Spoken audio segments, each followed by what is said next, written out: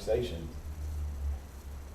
And you can't. Yeah. You know what I mean? It's like yeah, and it's like, and everyone just wants to feel connected, and everyone wants to belong. And I'm in the middle of reading Simon Sinek's book, Start with Why, that a really good friend recommended to me. But you know, and last night I was reading a chapter, and he talked about that, like everyone wants to belong. Like he talks about a time where he was overseas and he was on a bus, and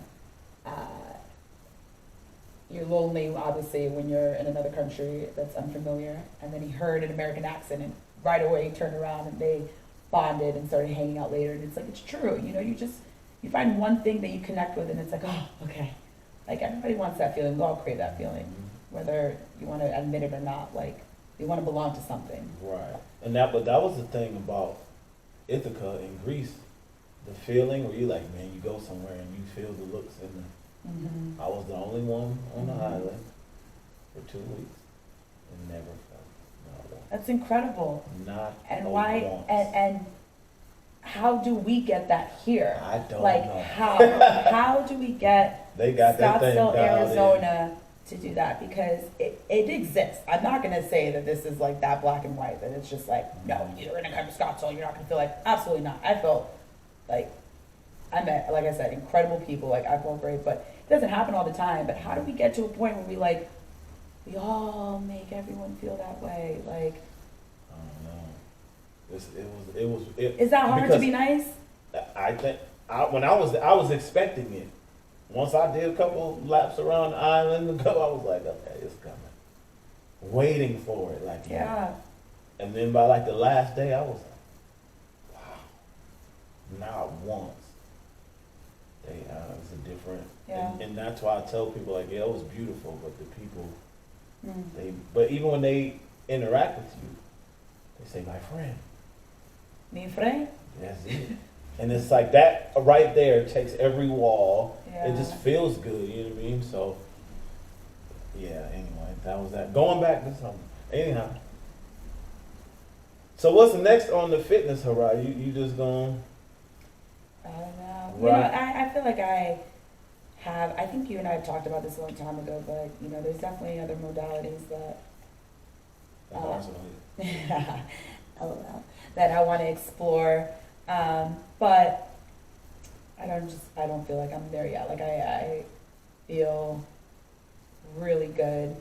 I know I have a lot more to learn in my coaching career, and you know, using Spin as my platform to then expand from that. But yeah, forever learning, forever growing, forever moving forward. See, that's what I'm saying. She just be dropping gems all willy-nilly and then just bust out laughing right after that. Like I'm gonna hit you with this deep, and then this happens right here. I said, Kenyatta, you're gonna edit how many times I laugh, because it is gonna be so annoying in this podcast. He's like, no, this is raw. It's raw. Shit, We okay. keeping it raw. Like, All hey, right. ain't no cuts. I do laugh this much though, so That just means you're happy. You know how many people don't laugh at all? that's true. Miserable AF. True. So the laughter is therapy too. Yes, You know what I it mean? is. But yeah, I don't even think I know no matter what you touch is gonna be phenomenal, whatever modality or whatever. You know what I'm saying? Like, Same to you. The motherhood, and it's kind of cool to just sit back and be like, oh, this is happening. This is kind of dope. You know what I'm I saying? appreciate that. Even though she tried to kill me earlier, she took me to this place that made me jump into this cold ice tub. I can't do cold plunges because I'm pregnant, so I just laid and did the Normatec balance while Kenyatta. Man, rough. What was the temperature? Was it like 45? 40 something. 40 degrees. Cold or something? AF. You did so good. You did so good. I was proud of you. Because I did not. That was not me my first 2-3 sessions. That stuff ain't no It's you joke. versus you, right, Ken? It was. But that's what happens. Like, yeah. how could I post that, you versus you or whatever, and then go in there and be like, nah. Yeah. And I have to go there like, all right, Yep. bro, you gotta face You gotta another challenge fear. that. You You gotta gotta keep challenge doing that. yourself. And like, to get in there, the last time I think I was in there for like 7 minutes. Yeah. So I went from like 2 to 3 to 7 because eventually I calmed myself down. Yep. There's a thing about hands though. My hands wasn't in the last time. Pussy. Nah, you did so good. I am what I eat. So good. But I'm saying. Ew. Arsenal after dark. Okay. But she recommended it. She said, because I said I'm tight here. I really in my shoulders for the listeners that can't see us. I really want to get my shoulders in, but when my hands were in there, they were so. I was like, this is it. And she was like, if you keep your hands out, you could probably. So the last one, my hands were out, and I stayed. I didn't know your hands were out. I saw the back of you, but imagine next time, like your hands are gonna go in. It's just like it's a step. It's a progression. You did more than you've ever done. That's facts. See, that's why because you just showed up.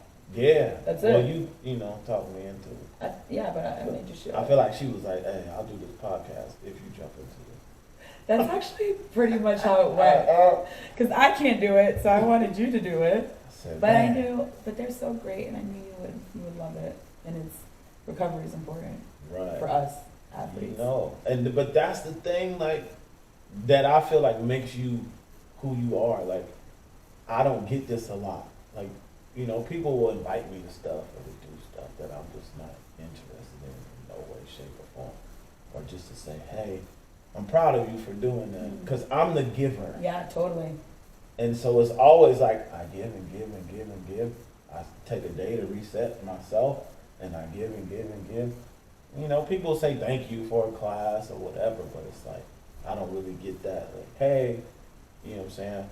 Just checking on you, or hey, I'm proud of you for doing X, Y, and Z. You know what I mean? So that means a lot to me. I'm too dark to blush, but that's mine. So before we go, because we got 4 minutes, is there anything that you would say to up and coming instructors or someone maybe on the fence about teaching, or any professional guru tips that you would leave for someone out there that might be interested in this arena? Yeah, I mean, it's going to be uncomfortable, and it should be uncomfortable. And the more you put into it, you get out of it. But remembering that it's not about you, I feel like is something that, I think that reminder for me, it's like anytime I get too much in my head, or am I on the right path or what, it's like, it's not about you, it's not about your P, it's not about your P. No, it's bigger than you. And I think just like jumping into it, because what is the worst that can happen? Like if you want to become a fitness instructor or a coach or like whatever it is, you're serving the people. And I think reminding yourself exactly why you're getting into that, it's like, okay, it's not about you. It has never been about you. So when when you want to get into a field of serving others, then fuck your ego, fuck what you're scared of, fuck when you're uncomfortable. Like, you're supposed to go through that. You have to. You just gotta start. Like, teaching is not easy. And I think everyone just wants to do it for the clap, for the applause, The clout, the attention. Yeah. And when you start, like, growing friendships from it and changing people's lives, and it's like, okay, it just reminds you of that. But just get into it. Just get into it. You're not gonna, and don't let the number, we talk about this a lot, don't let the number cripple you. If 2 people show up to your class, if no one shows up to your class, hey, you showed up. Your vibe attracts your tribe. Like, keep going, keep pushing, keep doing that, keep meeting people, keep putting yourself out there. Like, people are gonna show up, but if you're doing it for the number, you're doing it for the wrong reason. So just don't do it, please. Y'all better rewind that, turn it up loud. You know what I'm saying? In your headphones. It's facts. True. But people don't get that. Like, that's what I'll get. Yeah. I see you on the rooftop, 150 people. I want that. I'm like, you ain't even ready. No. You know what I mean? Like, can you keep the attention of 150 people and make them feel like one? If you can't do that. Yeah.